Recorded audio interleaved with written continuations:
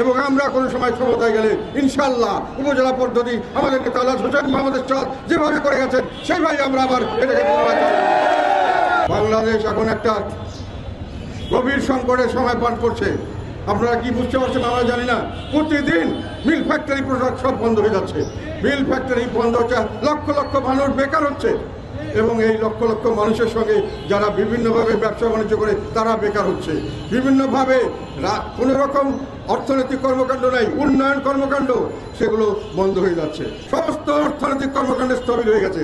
যখন একটা mill factory চলে তার আশেপাশে রেস্টুরেন্ট চলে, তার ওষুধের দোকান থাকে, কসমেটিকের দোকান থাকে, অনেক কিছু চলে, সব বন্ধ, সব বন্ধ। কারো হাতে কোনো পয়সা নাই, বাংলাদেশ দুর্ভিক্ষের দিকে যাচ্ছে।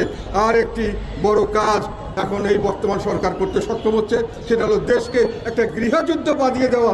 ওইটা ওনাদের এখন একটা এজেন্ডা বলে আমার মনে হচ্ছে। কারণ সামনের দিকে গৃহযুদ্ধ হবে, তারপরে দুর্ভিক্ষ তো আছেই, দেশের মানুষ সব মরবে, দেশের মানুষ অশান্তিতে থাকবে। এমন একটা অশান্তির পরিবেশ দেশে সৃষ্টি করা হয়েছে, বাংলাদেশের কোনো মানুষের মধ্যে শান্তি নাই, সকলে অশান্তিতে জীবন করছে।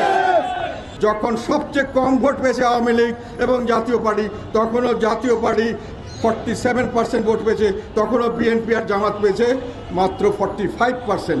কিন্তু এই আওয়ামী লীগকে বাদ দেওয়া হয়েছে, জাতীয় পার্টিকে বাদ দেওয়া হয়েছে, আর 3% লোক আর জামাত এবং এ নিয়ে তারা এখন ইলেকশন করতে চাচ্ছেন। তারা এই ইলেকশন করতে গেলে কি হবে? ইলেকশন করতে গেলে এটা কোনো ইলেকশন হবে না। যে ইলেকশনের জন্য আমরা শেখ হাসিনাকে ফেসিবাদ বলি, যেই পতন খেলার জন্য শেখ হাসিনার বিরুদ্ধে আমরা অবস্থান নিয়েছিলাম, এই সরকার একই কাজ করছেন এবং ওরা ঐক্য কমিশনের নামে অনৈক্য কমিশন তৈরি করেছেন। সেখানে তার দেশের অর্ধেক লোককে বাদ দিয়ে একটা ঐক্য করার চেষ্টা করছেন। এইটা একটা আমি মনে করি বড় ধরনের ষড়যন্ত্র, দেশের বিরুদ্ধে, দেশকে ধ্বংস করার ষড়যন্ত্র। এই ষড়যন্ত্রের অংশীদার তাদেরকে আমি হুঁশিয়ার করে দিতে চাই। দেশের মানুষ এগুলোকে ক্ষমা করবে না। আপনারা যা মনে করছেন তা হবে না। শেখ হাসিনার মতো লোক সমস্ত বিশ্বের সমস্ত বড় বড় শক্তি যাকে সমর্থন দিয়েছিল, সমস্ত সংস্থা এবং যত ধরনের ইনস্টিটিউশন আছে, প্রতিষ্ঠানকে নিজের কব্জায় করে উনি রাখতে পারে নাই। বাংলাদেশের মানুষ তাদেরকে লাঠি দিয়ে ফেলে দিয়েছে এবং বাংলাদেশের মানুষ 2 মিনিট লাগবে না।